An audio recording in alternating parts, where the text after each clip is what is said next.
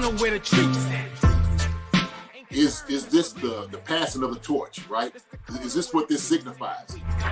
It comes down to that front office and what they feel is most important. The champ is here. We touched down from a higher plane. Why you landed here? We always look forward to that week because it was always intense.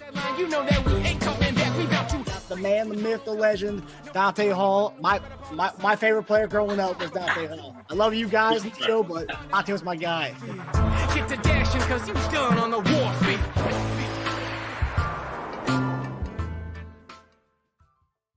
This episode of Chief Concerns is brought to you by betonline.ag. Marcus Dash here, and ladies and gentlemen, let me tell you, this is the best time of the year.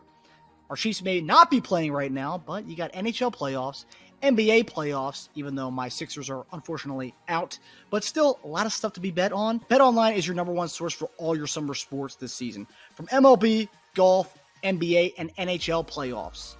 All the latest stats, news, and scores are available to follow your favorite teams. Get the latest odds, lines, including the latest team matchups, player props, and odds on just about every sport out there. Head to the website today or use your mobile device to get in on the action. Remember, bet online where the game starts. Hey everybody, welcome to another episode of Chief Concerns. I'm Marcus Dash here with legendary Chiefs tight end Jason Dunn, who I'm just seeing right now, JD, from Susan's comment. You literally just got back from Cincinnati? I did. Yeah, we did. Yeah, we just got back from Cincinnati. And so, fresh off the road, brother.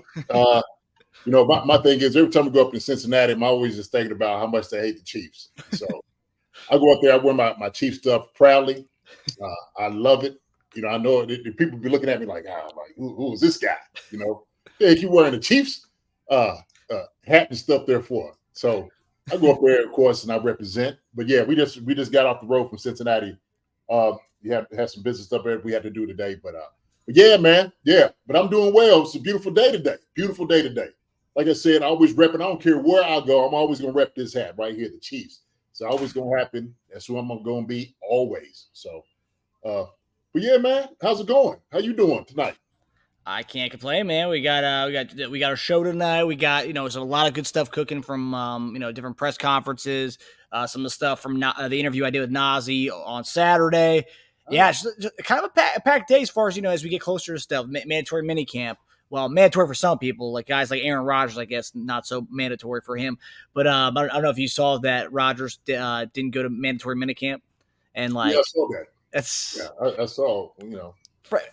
You play. I mean, as a guy who played in the NFL, when your starting quarterback does not go to mandatory minicamp, that's not a good look. A lot of people are trying to say it's overblown by the media, but like JD, that's your leader. Man, it's a head scratcher for sure. I couldn't see it. It would definitely be, if Trent wasn't there, and I'm just like, well, what's going on? How come Trent there? Had to be something when I'm talking about it important that you had to miss something like that. But that's what they're saying right now, that it was an important deal. He spoke about it earlier to the coaches. So they're trying not to make it a big deal. Obviously, that's what they're going to downplay it. Just so you can stop the controversy. Everybody, they don't want anything coming to their golden boy, Aaron Rodgers, right? Yeah. So he's got plenty of controversy around his name anyway. And so I heard Colin Cowherd talking about, like, man, he's giving me at least 6 weeks of material just talking about him. So I love it. Wendy comes right back with it. Rodgers is I mean, she's not wrong. He's a special dude. He's a special dude, man. Let me say what's up to everybody in the chat tonight. What's up? Oh, what's up, sweetie? I see you. My baby right there. Susan, what's up, Wendy? I'm the Brown. My brother, good seeing you. Andrea, Lewis Cuthbert. Let me see. Who else? Maria. Lego my ego. Lewis, hope you had a great birthday, my man. Gary Holland, good to see you, my brother. Donna. Let me see who else. Pretty much the usual suspects. So I don't know. About Time is in here. Good to see you, About Time. So Harama Biff, traveling man. What's going on, Harama Biff?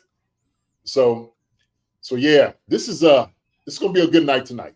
Talking a little football, talking about some of the things that's been going on, obviously in this mini camp. We'll let the Jets deal with what they got to deal with. They got a whole lot of mess up there they got to fool with. So Yes, they do. we got the best quarterback in the business, and we're showing Aaron Rodgers how it's done. That's what Patrick Mahomes is doing. So yeah, we got our guy who's not mandatory, but he's making, he's getting receivers out to Texas to come train with him. So that a little different. There's tiers to this whole thing, Yeah, of course. Unless Rodgers is, looking for kind of a vice president bid somewhere. Is that what he's trying to do? I don't know. So I'm just saying. maybe the future when he's done officially. But yeah, apparently, but based on what he said, that it was offered to him, but he told Bob Kennedy no. So maybe in the future.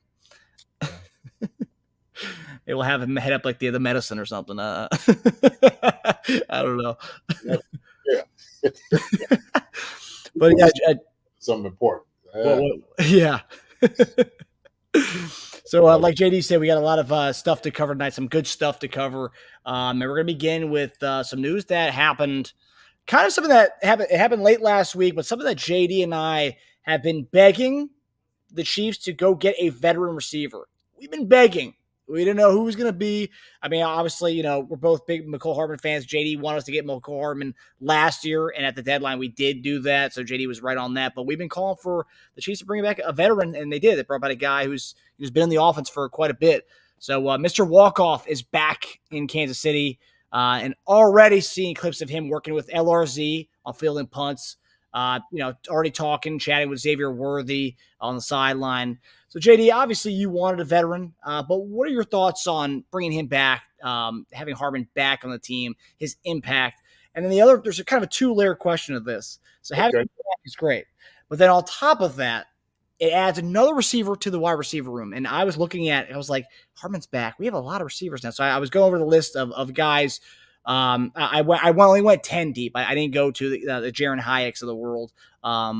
But so the 10 deep, what I got here is this. So we got Rashee Rice, Hollywood Brown, Xavier Worthy, Justin Watson, Kadarius Toney, Mecole Hardman 6, Sky Moore 7, Justin Ross 8, Cornell Powell 9, and then Nico Remigio, everyone's big favorite guy right now as far as in camp. He rounds it off at 10. And there's still other guys I could have gone for, but I just left it at 10. So my question is there a chance that any of these guys, because obviously we're not going to keep 10 receivers, but I guess the bigger names are as far as the Sky Moores and the Kadarius, because those are the ones that keep popping up. Everyone's always talking about, they're going to be on the hot seat.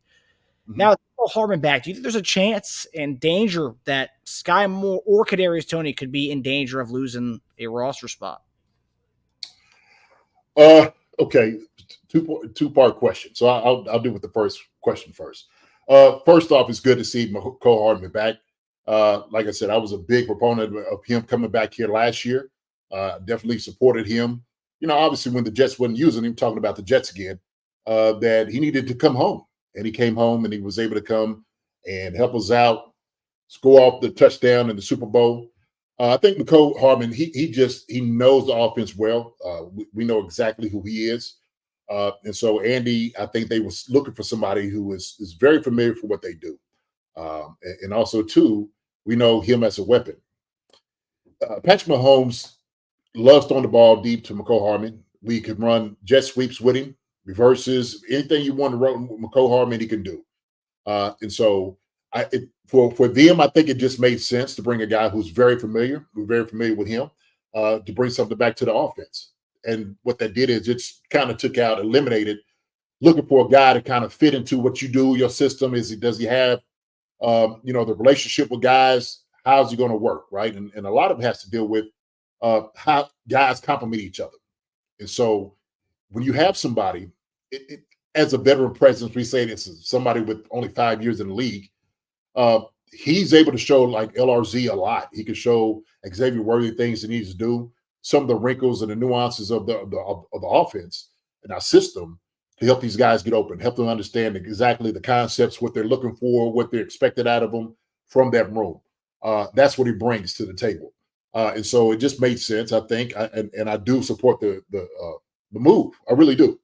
So I do believe Mecole Hardman is going to bring something to the table. Now, with that being said, does that mean other guys are on the hot seat? For sure. you know, you only have a certain number of slots, a certain number of guys that's going to be able to make the team in the roster. Does that mean, you know, Kadarius Toney, Sky Moore, you know, Justin Watts, Remigio, Cornell Powell? Who could it be? Who could it be? One thing I know is this: Mecole Hardman is the third most accomplished guy on offense as far as wide receiver. Okay, Hollywood Brown be on the first. Second, you could say Rashee Rice because of what he did last year, and then it will be Mecole Hardman. After that, production kind of it wanes. It does. It just kind of flatlines in a sense because Kadarius Toney's been, you know, in the league for a few years, but hadn't really shown anything because he's been hurt. Sky Moore still is trying to, you know, gain his prominence and ascension into this offense. That may be this year. We don't quite know that. The other guys we're talking about is Justin Watson. He's the other guy, the only one I think on the roster of the guys we named that has any type of significant playing time. Other than that, nobody else I'm sitting here looking at. You said Justin Ross, Cornell Powell, Nico Remigio. I mean, that's pretty much it. That's pretty much it. So could the X's be those guys as opposed to Kadarius Toney and Sky Moore? Possibly. What I do know, this is just going to bring out a lot of competition. And look, during training camp, you're going to find out exactly who's going to be on the bubble. Okay. And that's going to be determined by reps. It's going to be determined by how guys perform out there every single day at practice, what they're utilizing the guys for, and if you're good on special teams. And that's another thing. Like, if you don't really play special teams, your job is in jeopardy. That's just the bottom line. That's how it works in the NFL. So if you're not the guy, the first 1, 2, or 3 guys, you will definitely be on the bubble because you don't play special teams. So with that, you know, remains to be seen how that's going to work.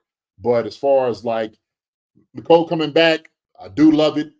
As far as him Xing out other guys on their hot seat, sure, right? Competition brings out the best out of guys. We're just going to see who's going to come out of that whole race right there in the wide receiver room. So, yeah, it's a lot of outside the guys you mentioned. You know, Hollywood Brown, Rashee Rice, Hardman, and Justin Watson. Yeah, I mean, you can point to Sky Moore's touchdown he had in the Super Bowl, Kadarius Toney's touchdown he had in the Super Bowl, but it's not a lot. There's not a lot there with those guys. And then it goes to the next tier. It's the potential guys. It's the Justin Ross. He's got potential. We've seen some of that in training camp, practice, preseason games, and we see he caught a nice ball in the Vikings game. But that's pretty much it. And then you have the Nico Remigio is like, oh, man, you know, he looked good in preseason, and then he got hurt last year. So there's different tiers to it. And, you know, Cornell Powell's a hard worker. He's been with the team for a while. But yeah, as far as, yeah, I mean, the most accomplished guys, because I saw one person on, you know, I always looking at people's comments and stuff. But everyone's thinking that obviously Hardman's going to make the team. But I saw someone say, like, not necessarily everyone's talking about Sky Moore being the one out or Kadarius Toney being the odd man out. Why do you think Hardman's inked in as a guy? I mean, because the point was trying to make is he just got signed in June.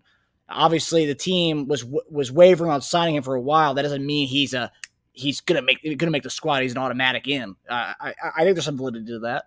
No, I mean, you wouldn't sign a guy unless you, especially a guy like this, because he has inherent value. Hardman has value here. We understand that. And so when I'm talking about the third accomplished guy in the room, he is, right? He's the one that's been around the Chiefs the longest out of anybody that you just named in the wide receiver room. They know him. They understand exactly what he has and what he brings to the table. But that is so vital to the young guys. For a guy that understands the offense, you understand him, he understands how everything works. He has great rapport with everybody in the room, offense, defense, the coaches. This is his home. He got drafted here. So Mecole Hardman is a Kansas City Chief. I'm looking at right now. When you look at guys' careers, he's a Kansas City Chief for life. That's what it is. And so he's synonymous with this organization because of what he's done here. So you can argue as far as like what his production has been, but when we start talking about the other guys, well, we don't quite know that. It still remains to be seen. Sky Moore is a draft pick for us. This is his third year. I think this is his breakout. This is the time Sky Moore has to show up. If he's going to show anything, this has got to be the year he does it. This has to be his year. Kadarius Toney, same thing. the best ability is availability. If you're not available to go out there and play and do what you can with your skill set, it's going to be hard to make the squad. Not saying he's on the bubble and everything, but I will say this. Now, his absence was a bit of concern. I might want to say that. Nobody's going to say those things right now, but you best believe coaches in the back of their mind are sitting over like, okay, we ain't got nothing. All those things, we are taking tally on every little thing that a guy does or doesn't do. So if we're looking for other guys that are more dedicated than another person, you best believe they're going to be thrusted ahead of somebody else. That's how it works on a depth chart. Now the players may not know that. Everybody can speculate all they want to, okay? The only ones that know this is the coaches, and they got a list up in their office every single day. When they talk about this, they talk about it every single day. What guys did and what they did not do. How did he look? How did he catch the football? Did he run the route the right way? Does he understand the concept? All right. How does he gel with the other guys that's in the wide receiver? Did he give them spacing?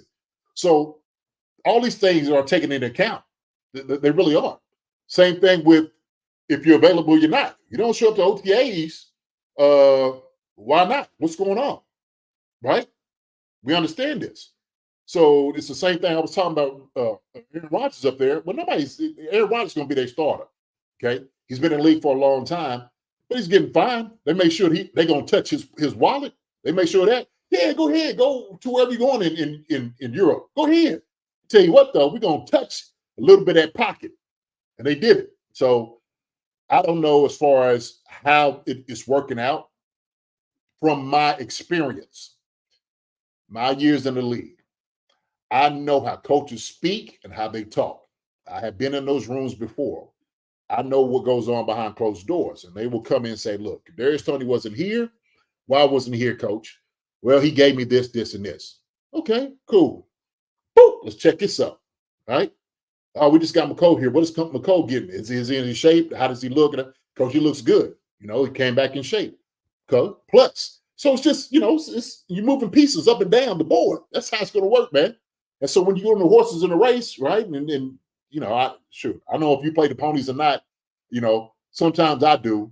But I tell you what, if I'm looking at a pony that has a little bit more to him, and I think it's going to come in the race, top 1, 2, or 3, that's what I'm looking for. So I'm about to trifecta. My trifecta right now, I'm looking at as far as Rashee Rice, Hollywood Brown, and Mecole Hardman, right? And then obviously Xavier Worthy, because he's a first-round pick. Once he gets back, he's going to be thrusted right up there, right? I think Mecole Hardman will be their 4th guy. So, yeah, well, it's funny you mentioned Xavier Worthy. So I was looking at this. Obviously, you and I talked about wanting a veteran guy in there, and whether it's 5 years or 9, I mean, he's still a young guy. But as far as in terms of this wide receiver room, he's a veteran presence, especially a veteran presence within this offense. And obviously, already talking to LRZ about punts, because I mean, Hardman, people may forget this. He was a Pro Bowler as a punt returner. Yeah. So I mean, for sure. Yeah. So that's great education there for LRZ to have a guy who did it at the highest level. But I feel one thing I think it's still early, it's mandatory minicamp, but Xavier Worthy I hasn't practiced in like 20 plus days. And at first I thought maybe it was, minor hamstring injury, but also the contract wasn't done yet. We're getting into now, and it's like that hamstring injury still there, I guess, wherever minor. And right now it's June, right? So if this is training camp, then I'd say yes. There's a major red flag here. I'm scared. But as of right now, nothing to worry about. But I think it's more having a Hardman. It's more of an insurance policy as to, okay, let's say Xavier Worthy's not ready and he has the lingering hamstring injury. He's probably more of a Xavier Worthy type of guy. Obviously, smaller, guy who can just run screens for us, takes the top off defenses as well. A little bit of everything. I think it's more insurance with that whole thing. And then also, too, we know the injuries that Kadarius Toney's had. And plus, can we even count on him? Didn't come to any OTAs up until when it was mandatory time. That's when he came. Right, he didn't come before. So it's like having Hardman, a guy who's a veteran presence. He'll be good for the younger guys. And then also, too, he can do a little bit of what we wanted to do with Xavier Worthy if the hamstring continues to be hurt. And then if Kadarius Toney continues to, be MIA and injured as well. Right. Well, I tell you what, having that presence there, right? Like you said, is insurance. It's an insurance policy for sure. Why not bring a guy that, like I said, you're very familiar with to be that insurance policy? So it definitely makes sense. It definitely makes sense. We said, look, we said this before. We understand the Kansas City Chiefs have a type. We understand it. Body type, speed-wise, what they can do, especially with this offense. And so instead of trying to teach a guy what you have to do in this offense, you get a guy who's very familiar, understands everything, the nuances of the whole entire position, what's wanted by Patrick Mahomes and the offensive coordinator, how he gels well with everybody else around him as far as like in the route concept. So no, that is, I think that is also insurance policy, but also to a guy that is familiar, right? So I think you hit, two birds with one stone on that one. So, yeah, I've seen it about time. Wasn't Tony the only MIA receiver with Mahomes in Texas? Tony wasn't pictured a lot because we're only going by who was pictured with Mahomes. I only saw Tony pictured once with Mahomes down in Texas this offseason, and that was it. Probably I saw him the least of all the guys of our in photos and stuff. Justin Watson, I didn't see Justin Watson often in the Texas photos, but again, we're basing it off photos. I'm sure there was definitely workouts where they didn't have a videographer or photographer there. But yeah, Tony, I only saw him once in any photo this offseason. Most of the time it was Hollywood and Rashee, and obviously those two are going to be the ones to probably get the most targets this year, and not by accident. Yeah. Mm-hmm. We got to make sure that photographer who was trying to get Rashee Rice wasn't there taking the pictures either. Yeah, I don't think it was that one. But I don't know. I don't know as far as like you said, working out. Kadarius was Tony down. If he was down there, fine. We're just talking about OTAs. When you're around the entire team, that's what you want to be able to do. You know, coming to work out with a guy during the off season that's pretty much kind of on you. The whole entire team, I think it's really where you want to be. Under the coaches, you know, their watchful eye, you know, to see what you're doing. Okay. So that's very important. Lacey Snake's in. What's up, Lacey? What's up, Puddin'? I think she the one that calls us Puddin' all the time. Lacey, appreciate you. What's up, Puddin'? Alder Brown says, JD, what's hard on you? Your wife yelling at you or the head coach? I tell you what, you know, wifey, she doesn't yell at me too much. She doesn't. You know, she calms me down when I need to be calmed down. But no, you know, she doesn't yell at me too much. The head coach yell at you, you know, you just kind of whatever. You take it, you know, and it is what it is. I don't really have too many head coaches yell at me. And if they did, you know, they would usually come to me like, hey, you know, they talk to me. They don't sit well with me. Yelling at me, that don't accomplish what you want. It's not going to work with me. So our positional coaches are like, I would say probably a head coach would be more inclined to yell at a player versus more so than a position coach. Position coach is probably more the buffer between the two. Like if the head coach yells at you, your tight ends coach would come to you and say, hey, like, you know, he didn't mean that. You know? Sometimes it's like that. It depends on the coach. I think position coaches are they without a doubt let the head coach do what he has to do. Yeah, and they might be like, you know, yeah, hey, look, you know, you screwed up. I don't know what to say. So they try to soften the blow. Other than that, I don't know. As far as position coaches yelling at guys, he had to be a rookie or something, 1 or 2 years. They would know who to yell at and who not to yell at. And I never had a position coach yell at me. Nah, it wasn't happening. You know, because then, you know, we all in the room together. So we might have to corner one another like, hey, man, like, who are you talking to? You know, it's position. Bring it down a little bit. Bring it down. But it's all respectful. It's all respectful, and the way it should be. But I know sometimes there are position coaches that were getting guys tails. You know, obviously, and coordinators. Coordinators another one too.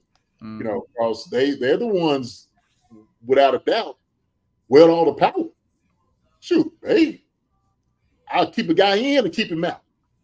I don't have to have this guy in at all. That's a coordinator. So I don't care what you want. I don't care what you think. I don't care what the position coach says. This is my offense or this is my defense.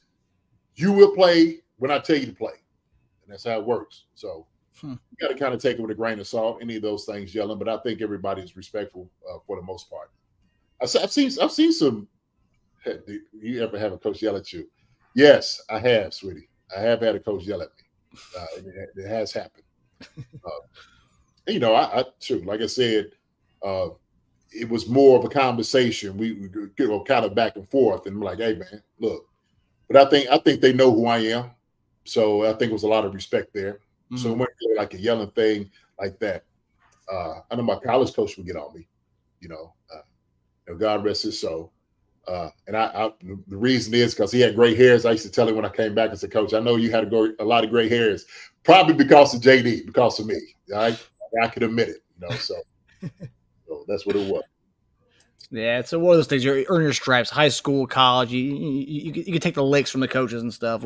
It's when you get to like the professional level, I'm sure, where you're about the same age as some of these positional coaches and some of these coordinators. Like, you ain't gotta talk to me that way, man. You're a peer. Man, right. You know, I mean, you still have respect for them, but right. You know, everybody has respect for one another. But like I said, I have seen some you know, coaches yell at guys. You know, but you know, they yelling to get in the guy's tail. It's either a young guy or a guy that's on the bubble to get cut. So they knew, like, hey, look, this joke's about to be out of here. So I'm gonna let these lips fly. So, dang, yeah, it's crazy. JD, you mentioned Rashee Rice as being one of our most accomplished guys, and I'll tell you what, JD, seeing what this past weekend he was interviewed by Harold Kuntz, a Kansas City local TV guy, and Rashee Rice. You know, it was a youth camp, and it was his first time he's spoken to the media since all the drama that's gone on this summer. So he was at this youth camp, and he said that he's learned so much from all that. All I can do is mature and continue to grow from that. This is a step in a better direction for me. And also, so that report comes Saturday, and then this week you're seeing Mahomes and him on point with each other. They are clicking like they never like they ended the year last year, and it looks like Rashee Rice is taking whatever happened, and he's kind of put that behind him, and he's like kind of going forward. And one thing that I saw from the reports from mandatory minicamp this week is you're seeing Mahomes hit Rashee Rice vertically. And this is something that you yourself were like, I want to see him more involved other than the quick screens and stuff. I want to see him, you know, attacking downfield. And we saw sometimes last year, we saw a little bit, but we didn't see it enough. And it seems like they are kind of pressing that issue vertically, not with guys just like Hollywood Brown. And it seems like they're doing it with everybody, including Rashee Rice. So JD, another two-parter here. Obviously, what do you got to think? What do you think about what Rashee Rice said to the media about you know, kind of putting this behind him and maturing from all stuff he went through this offseason, and also too the way they're planning on using him this year. What do you think about that? So I've seen that little bit, that clip of him saying that, you know, he's learned from it and he's growing. So that's a good thing. You know, learn from your mistakes and grow from it. It's so important, especially going forward. I think, you know, everybody just wanted him to have some semblance of you know, humility. But also too, you know, to reconcile with what went on. And if he's apologetic, which I think he has been so far, because he's going to be throwing these questions all year, to be honest with you. I think he handled it well. I don't know how much, you know, I don't, if you want a guy to be somber to answer the question, you know, I think, you know, with Rashee is a guy that, you know, he's going to smile at things. You know, he seemed like he just got one of those where his smile lights up every time you ask him a question about, you know, many things. And it's good that he has a positive outlook, because that's the way it should be. So hopefully he'll be able to put this thing behind him and move forward and learn from it, and don't get into any more boneheaded, silly moves like he did, you know. And so chalk this up to, you know, experience that, you know, he's learned from, that he put a lot of people's lives in jeopardy, and not just people, but himself as well. And so, you know, we need him around. That's very important. As far as like being on the football field and throwing the ball down the field, I love it. I love it. And we, like you said, we talked about this. And so being able to stretch the field with our guys like Rashee Rice, it's a win-win situation for us, because he's a big receiver, can go up and go get it. He's got a lot of speed. He can catch the football really well with his hands. It's just another added weapon for what we do. So I said, you know, the majority of his catches he got was, you know, the 5 or 10 yards. That was it. That was what he was doing. He was doing slant route, you know, wide receiver screens, you know, curls and comebacks. That was the majority of his receptions last year. Even though he got a lot of yards after the catch, that was what he was regulated to. The good thing about this is now you can't just say, well, look, we're going to play Rashee Rice because it's what they're going to do with it. No. Throw the deep ball with it, okay? Let him go match up one-on-one, go up and go get the ball, or catch one right over his back, outside shoulder. Because I seen he caught a couple balls on outside. Looked pretty. Got his eyes on it. You do that, man. You just add a whole different dimension to what you do and with your offense. It's just a whole different bit of your arsenal. So I love it. I absolutely love it, Marcus. And this, like you said, this is what we've been looking for. We've been looking for getting some deep routes, some deep balls. So here we got the speed. Okay, we can throw wide receiver screens, slants, curls, and all that. Now we need to do the back shoulder throws. Okay, deep posts, go routes. That's what we need to see. We need to back up the entire defense. And I think I've seen Marquise Brown, Hollywood was talking about, like, look, we're going to keep the defense on their toes. We're going to back them up all game. And that's what you want to be able to do. As long as you keep the defense off balance and just go attack them where they don't know where it's coming from, man, you already winning the battle. You're already going to win the battle. So that's what I love about this, man. I love about it. So positive news, man, for Rashee Rice. 100%. And I got to say, and I think Donna pointed this one out, Holly Brown has been keeping Rice close to him, had him in Florida working out with him after the accident. So, yeah, like you said, the veteran presence, yeah, Hollywood's not the oldest guy, but Hollywood, is a vet in the league, and he's taking him under his wing, and hopefully that continues. But, JD, you talk about Rashee Rice, and obviously it's all maturation process on and off the field. And, hopefully you learn from this, but talk about his maturation process on the field. Last year, quick slants, quick screens, maybe some downfield stuff, and not a lot. But it seemed like, and I don't know if this is true or not, but it seemed like Andy Reid, everyone was talking about how hard of an offense it is. Rookies can't really understand it. It takes a while for rookies to get it. And it seemed like they kind of maybe try to make it a little easier, more simpler for Rashee Rice to get it in doing, quick screens, quick slants, not kind of, making it complicated. And now that he's got that under his belt, one season, and then he comes in this year and they're throwing everything at him. Hey, like, it's your time. You're taking off the training wheels. We're going to give you everything, the whole route tree. And it's not going to be predictable anymore for defense. It's kind of like what you're saying. It's going to keep defenses on their toes. I'm sure defensive coordinators, they're always looking at patterns and schemes and seeing what players do. And it's not predictable anymore because he's not going to do just slants. He's not going to do quick screens. It's going to be everything, the whole route tree. So I'm really excited to see Rashee Rice in the offense. JD, I want to ask this though. So obviously this whole thing's behind him. As of right now, it seems he's maturing from it. But the legal process is still being played out. And my thing is like, I'm watching Rashee Rice highlights. I'm, reading, listening to his interview on this. But then at the same time, I'm like, gosh, it sucks because at some point that suspension is gonna loom back on us again. We're like, oh man, that's right. This whole thing happened, and that's something that Hardman. Another reason why you bring him back in for that reason alone, not just Xavier Worthy, but the looming suspension here, and that's something that I had to remind myself. Oh, he's going to be suspended for this. Right. And so that, like you said, that's probably another why you make a move with Mecole Hardman. Okay, it's because we know he can stretch the field too. He was very dangerous stretching the field, just in that little sample size he had last year when Patrick didn't play. And you throwing the ball down the field, Mecole was torching him. So yeah, we understand that he's going to be behind somewhat of the 8 ball at some point. We don't know exactly when that's going to be. Get the work in now so the guys are ready, okay? But you're prepared for the worst. That's what you have to do. And I think they're just doing that right now because they have to. They have to. And so it's one of those things that's unfortunate, but, it has to happen. It has to happen. So that's why I'm saying, even with that, who's going to be the guy on the bubble? Okay, it's all about competition, because at some point, hey, Rashee Rice got to, pay his dues. Okay, he's got to take the suspension. We don't know how long it's going to be. We don't know how severe it's going to be, but go ahead and get the guys ready.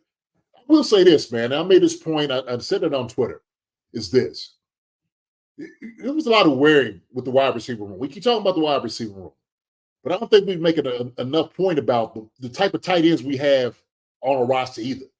Like, we have a very dangerous tight end room. Okay, we got the best tight end in the game right now, to Travis Kelce. We got Noah Gray right there behind him, who's been very solid as a blocker and as a receiver. Okay, we got Irv Smith, who's coming in, who looks like he's very healthy, who can catch a football, he can block and do all the good things. Then we got Jared Wiley, who came in TCU, who's a very young guy who's getting the offense from what Travis said.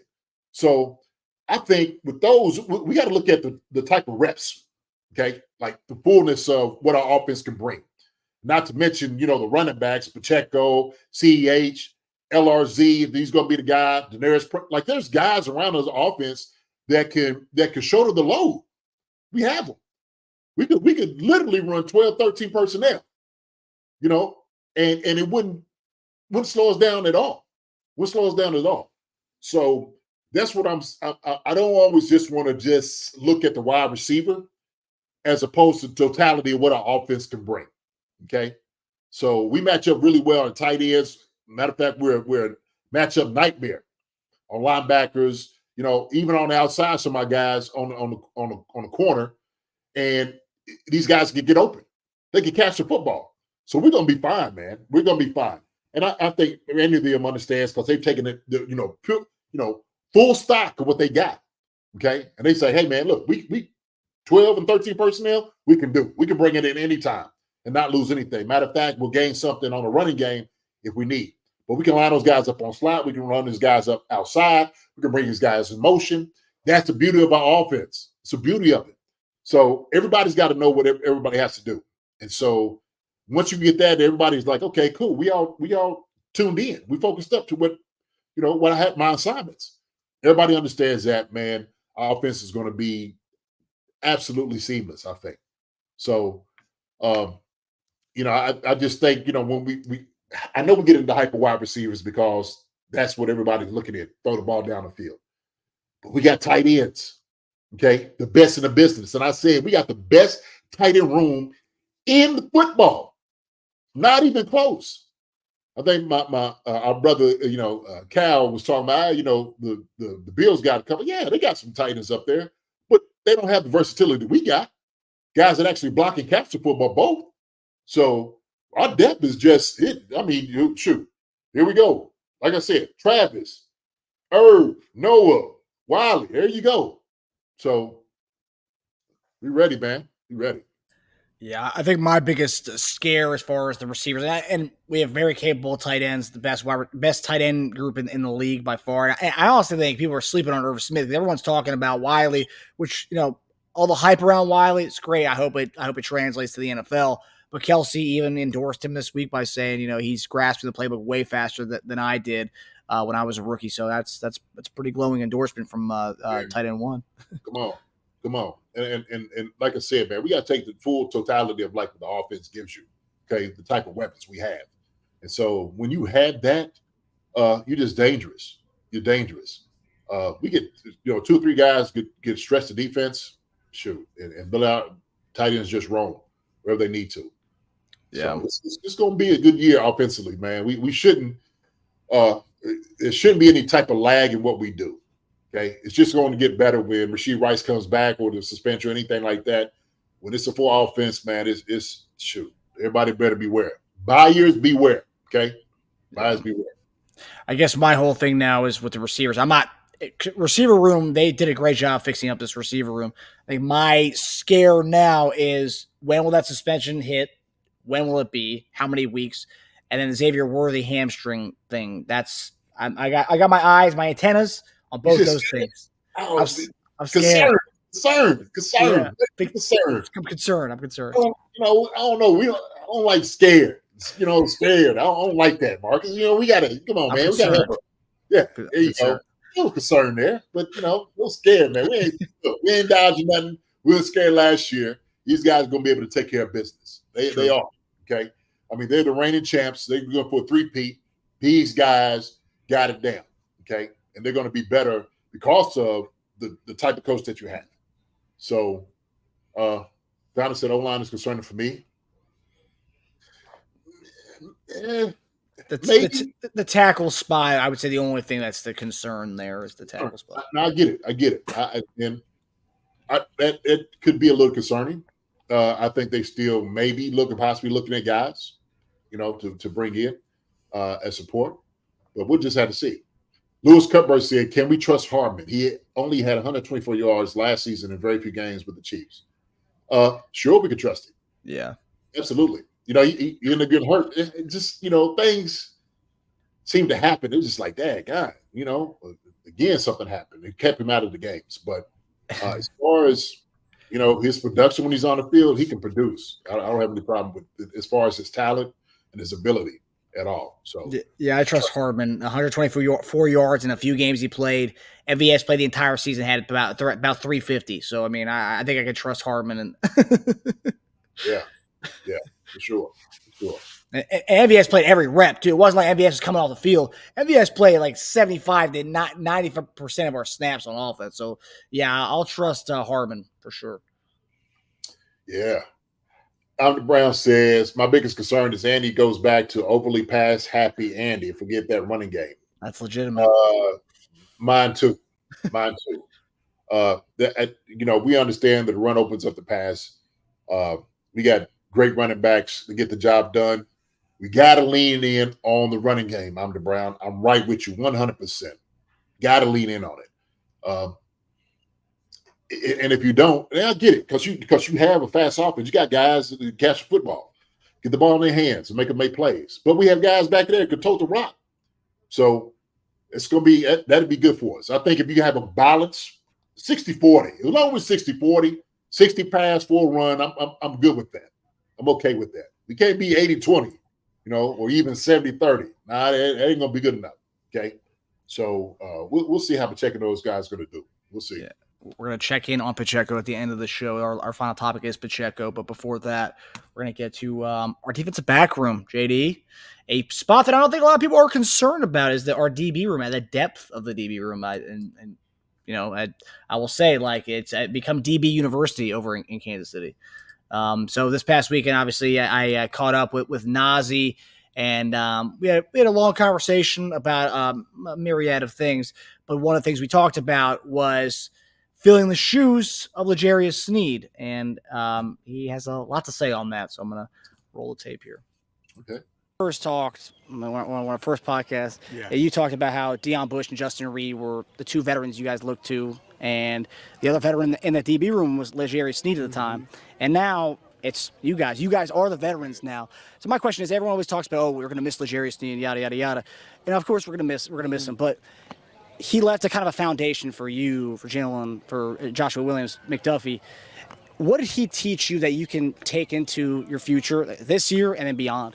Man, he just taught us work ethic. He just always was about his work. He was never coming in there messing around. He knew what the game plan was, and he just excelled at it. And, with him being gone, it just elevates – I'm not going to say it elevates the room a little higher because now it's like a big what if. Like everybody keeps thinking about Sneed, but we have quality cornerbacks like Joshua Williams and Jalen. Like they were the other opposite of Trent. Trent is an all-pro corner, but we still have really good other corners right there. So it gets respect for them, but it's also going to make the DB room even better because now we all pulling together to fill that void. But, we all bring our different aspect to the room. Like Sneed was a physical corner, but I may be a more agile corner, just a different, maybe a ball hawk or something like that. And, vice versa. So you never know what you can get.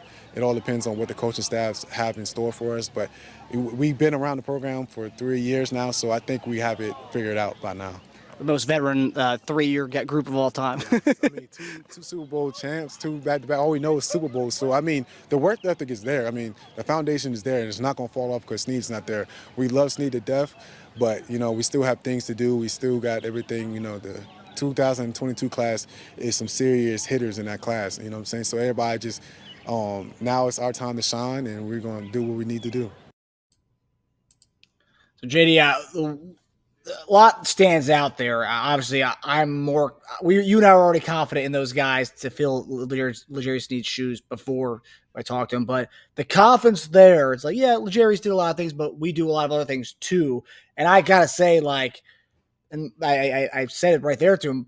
These guys are 3 years in. These guys are veterans. These guys have played 25 weeks every year they played in the season. Obviously, Nazeeh out last season, but I gotta say, I mean, I'm very confident in these guys, big time. What did you make of him kind of saying that they'll be able to pretty much fill the Jerry Sneed's shoes and maybe even offer something that he didn't provide to the defensive backs? I'll tell you what. First off, man, phenomenal reporting, incredible job on the interview, Marcus. I'm telling you, man. Like, I don't know if everybody knows this, that this is your background, okay? Being a news reporter, going out there on the beat, interviewing people and doing the stories and stuff, man. But I tell you what, man, that made me proud. I had to tear my eye. I was like, dang, God, Marcus is incredible, brother. Absolutely incredible reporting. Okay. First off, I just want to say that. I just want to say that. My thing is, I think Nazeeh, no lies told at all. None whatsoever. And the confidence that they have of just playing and trusting one another, I think is what he was kind of saying. I think he went in just saying, like, look, we understand Sneed is gone. And everybody Sneed. But we're like, look, what about us? What about everybody else around here? Okay? We understand Sneed was good. He was a starter. But we had guys that came in that played too, played solidly, when Sneed was gone. They came in and just was able to pick up wherever Sneed left off. And so what he said is some guys may have some talents elsewhere. Like he said, he may be a ball hawk as opposed to maybe playing man, which might be like Watson or Williams. That might be their strong suit. But they all got it down pat. I think for them, they trust each other so much that they're just going to get it right. They're just going to get it right. And so when you have that in a guy like this, a young guy talking about how good the room is, then you could rest well at night, right? There's no concern there. I think I could put my head on a pillow knowing the secondary is in a great place. And Spags and those guys have got them ready. Dave and those dudes, Merritt has got those guys ready and playing at a high level. So happy for Sneed going and getting his bag, what he did. Thank you for everything he's done playing here. But we got guys here that could do the same thing that Sneed did. Or at least that's what I'm expecting for him to do. Okay. That's the expectation is, hey, a guy like that leaves, you step right in. And we're not looking for any type of, downgrade in that position. We're looking for you to do just as much as he did and even better. Okay.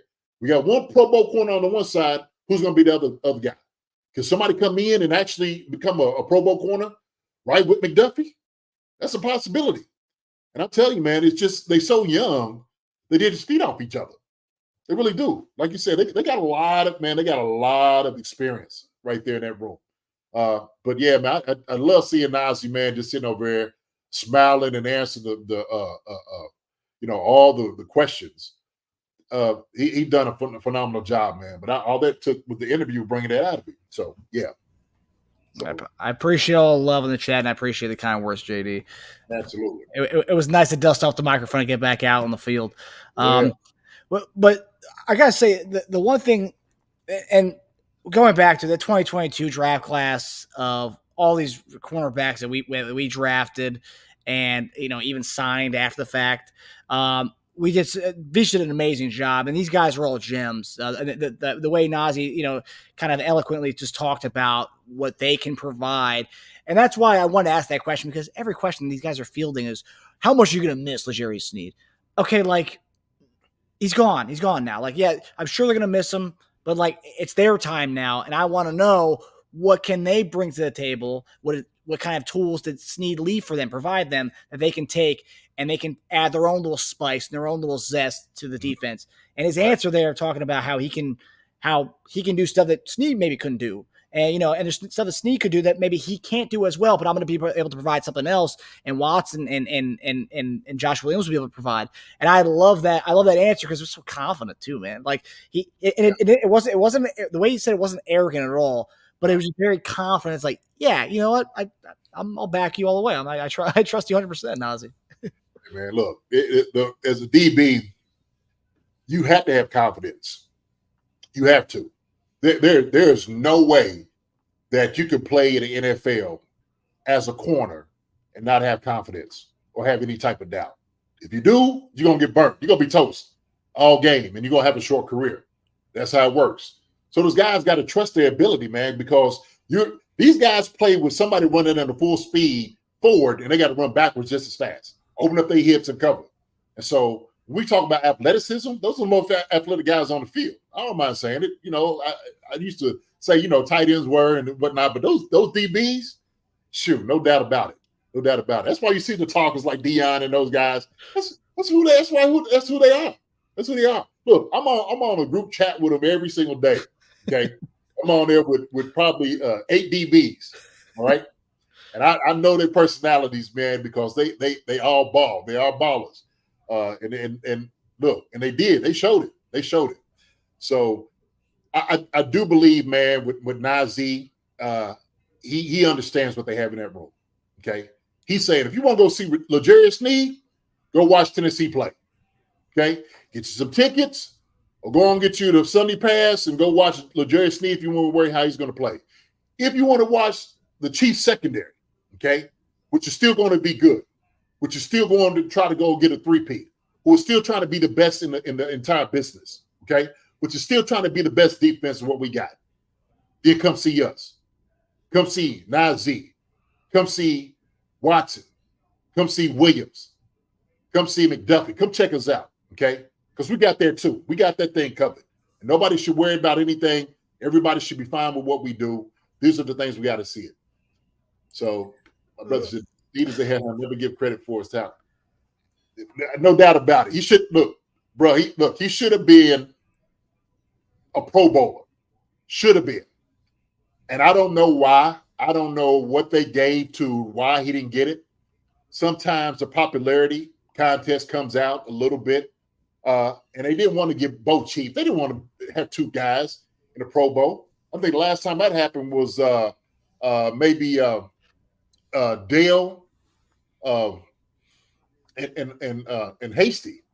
Dale Carter and Hasty. I think if I'm not mistaken, I do believe they both made a Pro Bowl.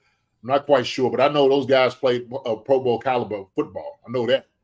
But just saying that, look, our secondary is fine. That's one position I don't have any concerns about whatsoever. None. I think Louis Cutright said the same thing about like the D-line might have some concerns. Sure, and rightfully so. But as far as DBs, not at all. But yeah, bro, like you said, hey, man, he said Sneed's a Falcon, Peregrine Falcon shoes. But they'll fit it. They got the shoes. Look, they don't mind. Okay. Matter of fact, everybody has their own shoes to fill. Like they said, everybody's got their own superpower. My thing is, these guys don't mind going out and displaying it. So be good for that. Albert Lewis and Kevin Ross days. Bad boys. No doubt about it. Bad boys for sure.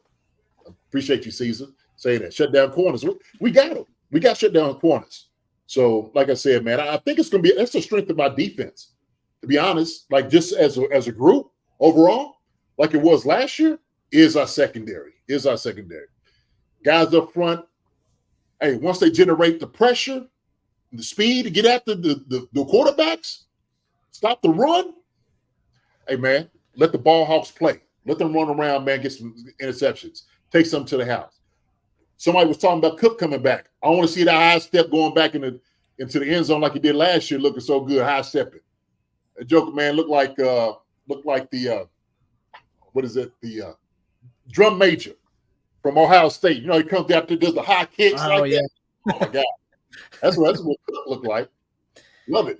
Yeah, because the DB room outside of we're just talking about cornerbacks right now, but yeah, when you talk about Cook, you talk about the new guy Jaden Hicks, Justin Reed, even Deion Bush. You know, he had a nice pick in the championship game, and then you talk about the young guys that we have too. The guy the Kamal Hayden from Tennessee, who the people love his numbers and the analytics off the charts for that guy. Nick Jones, Bowling Green that we drafted last year, who. I mean, I think he looked good in preseason last year in training camp, so maybe he'll get some playing time. But that's the thing; it's like top to bottom, home run with our DB room altogether, man. Oh man, no doubt about it. I didn't even name the young guys. I didn't even name them. Yeah, because we solid just with the veterans we got, and so they're gonna learn so much. Dave Merritt, man, and Spags, we already know that. We know what they give. We know that. Lee Marshall said linebacker core will be nasty too, no doubt about it. Linebacker core is another solid. Man, we look across the board. First, second, and third level, we're good. We're good, right? We're talking about just some of those things. Depth, still need depth at defensive tackle. J-Dub 84. I agree with that. Okay, some things may shake out in training camp. There's always a D tackle out here that you can get. Okay, D tackle don't use too much. You get a guy, man, who's ready, who's hungry to come in and play, who's going to just come in and crush guards and tackles. That's what you need. That's what you need. Yeah. So if they got arms as big as Pennell, man, we need to get you. We need to get you here, man. We need to sign you. So, yeah. I do agree with that. I think, but across the board, I think we're pretty good defensively. And just look at the 2022 draft, just to highlight how amazing that draft is. Trent McDuffie, George Karlaftis, Sky Moore, okay, Brian Cook, Leo Chanel, Joshua Williams, Darren Kennard. He's now in a Philadelphia Eagle now, in front of the show. Jalen Watson, Isaiah Pacheco, and Nazeeh Johnson. I mean, that's like a million picks there. I think only, I don't say misses, but guys who didn't pan out. Kennard, and so far Sky hasn't really panned out, but everybody else, and we're talking just the seventh rounds alone. Jalen Watson, Pacheco, and Nazeeh, and Nazeeh, was a great special teamer. Was good with the ones last year before he got hurt, and right away he's cleared again, JD, and he's running with the ones again. Already had a pass breakup with the ones. I think Friday was his first day running with the ones, and then I think this past week he's been running with the ones again. So I mean, looking at that draft, 3 7th round. How many teams can hit on 3 7th round picks? That doesn't happen. That's what Beach does, man. They put that together. Man, when I'm telling you, being able to get some type of work, and I ain't just talking about just regular work. I'm talking about starters from 7th round. That's phenomenal. That is absolutely phenomenal. So I think that's what he's really good at, man. Is catching that talent. Some of those, diamonds in the rough. Come out here and get them to play. Because my thing is, and I'm sure he's telling them, like, look, man, look at this 7th round we had last year. He's a starter. So don't think about where it is that you got drafted, okay? If you can make the squad or you could play, you will start here. You will play here. And if it works out, then we'll keep you for a long time. If not, then you can go somewhere else. But at least you understand, when we get you in the 7th round, we've seen something in you that other people didn't, okay? We want you to have a little bit of that chip on your shoulder, things that some people just couldn't necessarily see, but we've seen it. We've seen it. So we invested in that. Man, that just give me goosebumps just thinking about it. I tell the guy, look, everything's against you right now. 7th round? Come on. People doubting you. But guess what? You're going to get a chance and opportunity to play here, okay? And they've done a great job with that, the 7th rounders. They've been an absolute phenomenal job doing that. We'll see. Pono Kyle said, "Hi, Jason. Don't you think that Remigio deserves a roster spot in place of Sky? He doesn't bring anything." Yeah, deserve? Ain't no deserve. It don't work like that, Pono. Yeah, it don't work like that. Okay, if he beats him out, then he deserves it. But as far as like just saying, "Hey, man, it has to work in practice and everything else, meeting rooms, the whole 9. So ain't no deserve right now, okay? The only one that deserves anything at this moment are the ones that got paid, that got the big bucks. As the Patrick Mahomes, Travis Kelce, and Chris Jones. That's deserving, okay, of that. So, but no, man, it's gonna be competition, and you need that, okay? So however it shakes out between those two guys, that's going to be deserving of it. So. That's and Remigio we don't have a lot of sample size to see. I mean, because he got hurt pretty early on in preseason last year, and he looked good in that Saints game. But after that, I don't think he played again because I think he was hurt. I think he got hurt in that game. So, and that was it. So, deserves. I can't give him a deserved spot when we've only seen him play in one preseason game. So, yeah. So, too small of a sample size. We just got to see it though. OTAs is one thing. Hey, look, everybody look good without pads on. You supposed to look good without pads. You supposed to catch every ball thrown to him. Same thing I said. Justin Ross supposed to catch one-handed in his bread basket. He's supposed to do that. He's supposed to. Oh, JD, I can't believe you hating on Justin Ross. Hello, I played 11 years in the NFL. I've seen guys make catches like that all the time. Well, how come they're not doing it in the game? Because you don't have that volume of catches in the game. That's why. But I can tell you what, I'll put you on the line with any wide receiver in the NFL. If they'll tell you that I never caught a ball like that in practice, shoot, they'd lie to you. Then they'd be lying to you. But no, we'll leave that alone. We'll leave it alone. Look, man, I think, as far as like what the guys look like defensively, I think we look really good. Somebody saying on here, talking about, let me see. We go to Caesar. You was talking about the Chiefs just added 3 more undrafted free agents, D tackles. Said he should invite players from the UFL for camp, invite a special DT position. It could still happen. Still early, So camp, a lot of things change from here to training camp. There's a lot. Look, there's a lot of guys come in and out, especially training camp. They usually bring in, as I remember when we would get dressed going to practice, you'll see 3 guys over here putting cleats on. They're going to give them a shot at opportunity. That's how it happens. We're going to see what a guy can do. So it'll be interesting. Plus, a couple of years ago, we signed Brandon Williams later on in the season too. I mean, there are gems and some vets that you can add later on in the season, but yeah, I think for the most part, I think that D tackle depth is pretty much going to stay as what it is right now, and maybe they'll address it next offseason. Yeah. Hopefully they set it a higher priority next offseason, but that's a next year. That's a next year dilemma. Yeah, we'll see. All right, so we're going to go to the running back room to end the show tonight. So JD, the first time in 2 years, Pacheco is a full go at mandatory minicamp. Pacheco said yesterday at a press conference that he is healthy, didn't have to get surgeries like he did last year with the labrum and the wrist. I mean, that guy takes a toll on himself. And then he's lighter than ever. So when he first came out, he was 215, and then last year he was 210, and now he's down to 206 right now. So he's cut some weight, and he's still built like a brick shit house. So he's still good to go. So JD, my question is, we always talk about the longevity of Pacheco because he runs so physical. He's always he gets dinged up here and there. Last year, obviously, and then during the season this past year, I think he missed a game or 2. When you're seeing that, he's a full go mandatory minicamp for the first time in 2 years, and he's also cutting some weight. Does that kind of give you some? Do you think there might be a change in his? Maybe he changes his running style a little bit this year, or is that's who he is? That's the guy that we got. That's what we got, man. That's Pacheco. He ain't changing the running style. That's not going to happen. It's not going to happen. He's going to be as physical as ever. He's going to be as exciting. He's going to be as reckless as ever. That's just what he's going to be able to do.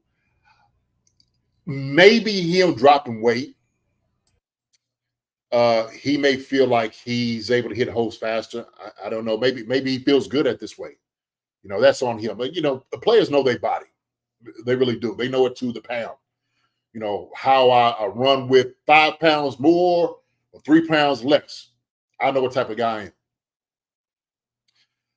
I think for me, I was one that I said I wanted Pacheco to be a little bit bigger. But that was me. And he did well at 215. But if he feels he's good at 210, shoot, he knows his body. 206. He was 210 last year. He's 206 now. Oh my gosh. Yeah. So what do you think about? That's why I asked that question as far as changing the running style a little bit, because if you're cutting weight and you are a physical guy, I mean, he looks for he seeks contact out there, and he's had to deal these injuries, the torn labrums, broken hands, concussion, I believe he had, and you're cutting weight. I mean, for 2 years ago, you weighed 215.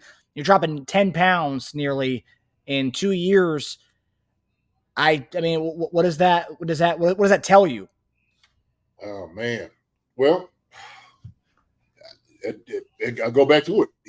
He trusts his body. He knows what his body's going to do. So I guess he's trying this out to see where he has to be. So the thing is, he can go up because he knows what it means to be 210 and 215, like you said, right? So he's already been that way. So he could pick up 3 or 4 pounds here and there.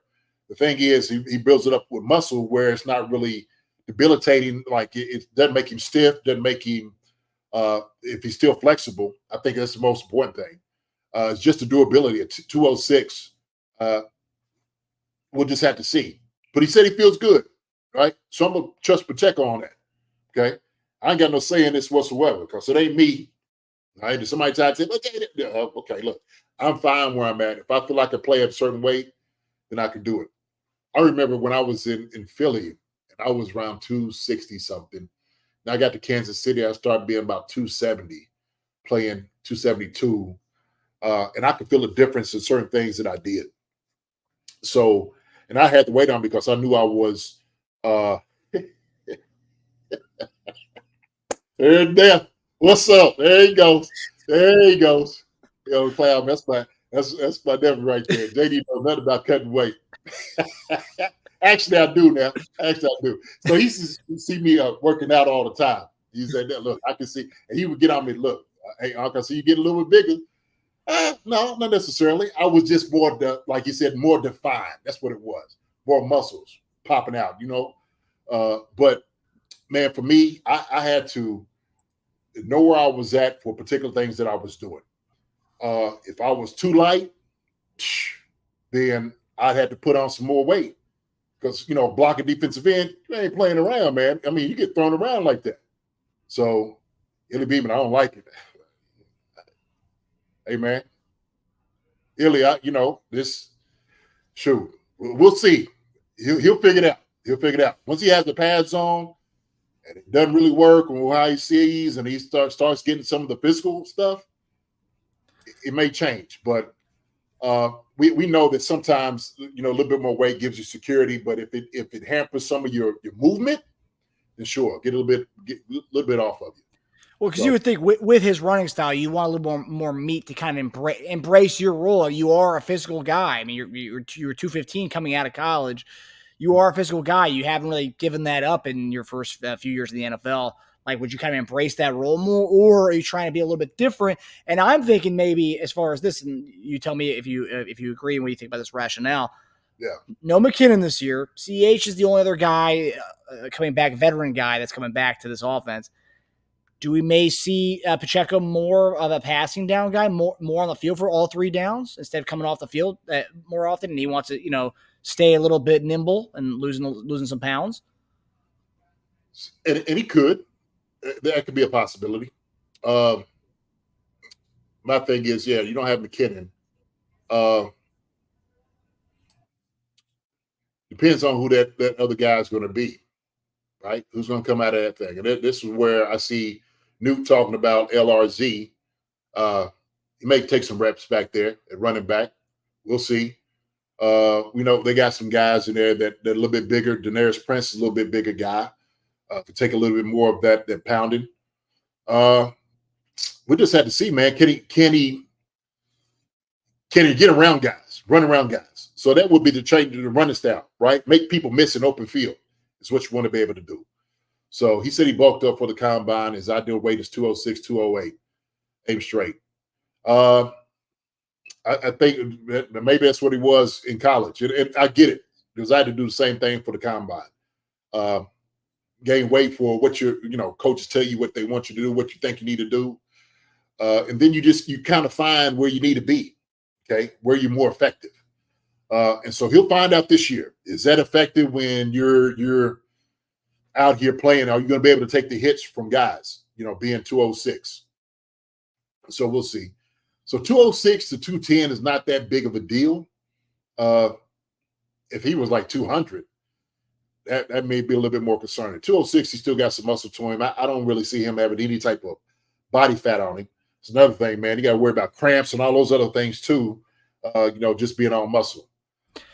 How much of that is coaching related, like talking to the coaches, like maybe shedding, like if a player comes back, like dropping a certain weight, how much of that is like my own willpower, like I want to go lose this weight, or is this like conversations you may be having with the coaching staff? I'm just curious how much involvement does coaching have on your like on a player's like weight, for example.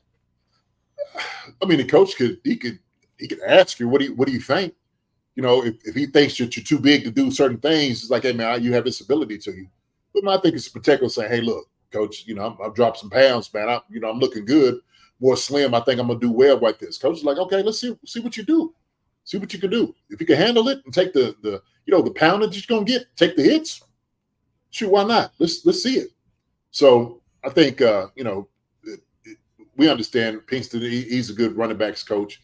Wouldn't have any problem as far as dealing with that. He understands how guys are. So they trying to find this out together.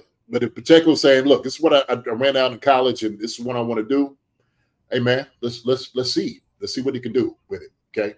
Yeah. And Alton Brown agrees with the theory that, you know, he could be more of a passing down back this year, staying on the field for all 3 downs. And there you go. He could be maybe getting light for that.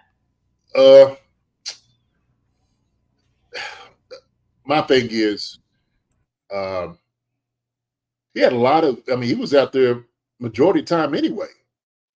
That's it true. wasn't like he was really coming out. That's true. So I mean, but how much more do you want it to be? You don't want to wear him out, especially with the shoulder injury that he had. You know, labor room, and look, let's make sure that, and they'll manage it. They'll manage it. So I think CEH does a good job of coming in. What he did last year fits well with what they do. My thing is, if you do have a bigger back for maybe, you know, a couple of yards here, it's tough yards there, so be it. But this is, I think Pacheco, I don't question anything that he's doing with his own body. I think he understands it. He knows he's good at 206, so I'm going to trust it. I'm going to trust it. So. Yeah, and right now, looking at just the running back room, because this week they released Hassan Hall to get Mecole Hardman on the roster. So running backs, as we stand right now, Pacheco, Emily Bailey, the rookie from TCU, CEH, Keontae Ingram from USC, also played with the Cardinals last year, Isaiah Pacheco, and Taneric Prince, LRZ, everyone's favorite, and Carson Steele, running back, fullback hybrid from UCLA. A lot of people are loving Carson Steele, the ability to be a running back and fullback kind of guy, hybrid type. I mean, the fullback could be back. I guess that remains to be seen. JD, yeah. if you're willing to bet, do you think they'll go with a roster spot for Carson Steele to be this hybrid running back fullback guy? It definitely could be. Definitely could be. Like I said, man, it's pretty early right now, but he can definitely play a position. He could definitely be that guy. Plus, he could play special teams. I know that he's a special teamer that wouldn't mind coming in and taking some of those reps either. So I think that's what you have to look at too, is that third back or fourth guy. Is he going to be that special teams guy? That's very important. That's what McKinnon was doing when he was here. You know, so if you're not doing anything special teams as the third player, man, look, you might be out of luck. So your versatility is very important as far as like trying to get a roster spot. So that's where that's going to lie.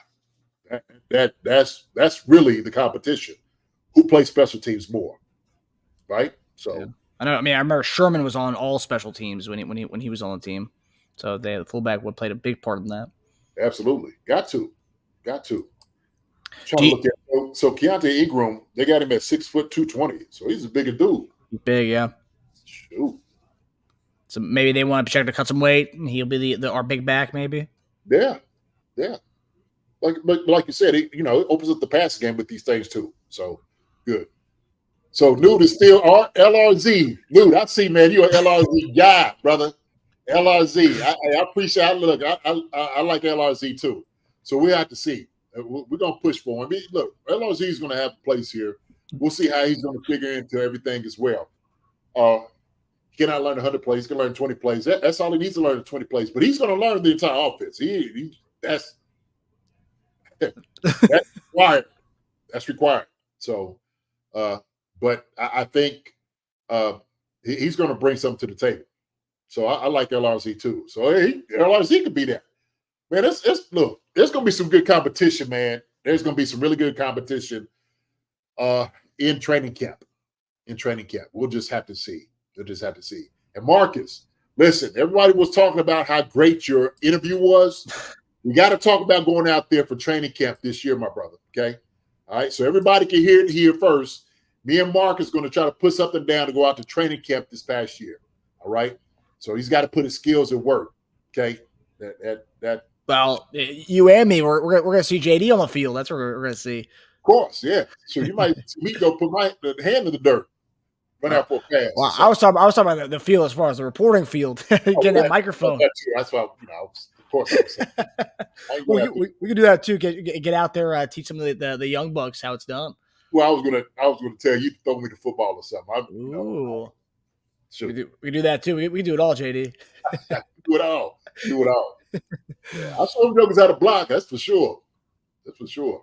Yeah. Lord knows the some of these young tight ends need that extra blocking tight end coaching. Mm-hmm. All right, guys. Well, that does it for us. We hope you guys enjoyed our episode here, talking about all things Chiefs in this episode. Obviously, we love the engagement we got. Newt, never stop being you, man. Continue to press the LRZ. Wear the LRZ number one fan base on your sleeve, buddy. LRZ. Yeah, love it, Luke. Hey, look, keep it up. Love it.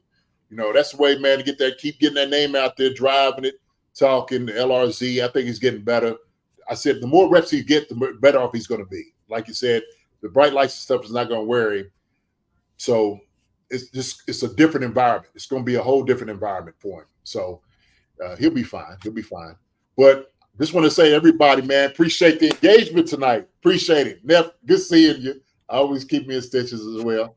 I'm the Brown, Charles Driver, Newt, Wendy, Illy Beeman. Appreciate you, brother. Peace on you. Let me see who else we got in here. Melly Matrix, Rama Biff, Pono, Donna. Let me see who else we had. Appreciate it.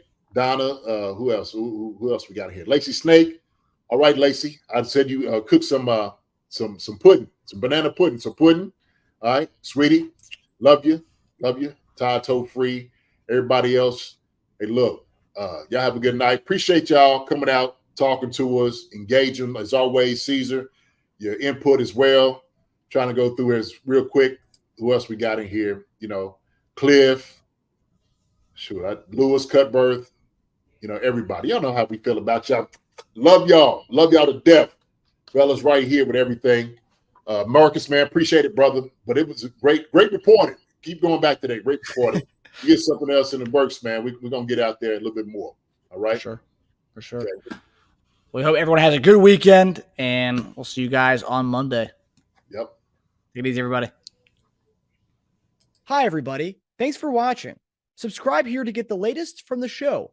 Also, be sure to check out the best clips from Chief Concerns. And if you prefer to listen to the show, subscribe and follow us on Apple Podcasts, Spotify, and anywhere else you get your podcasts.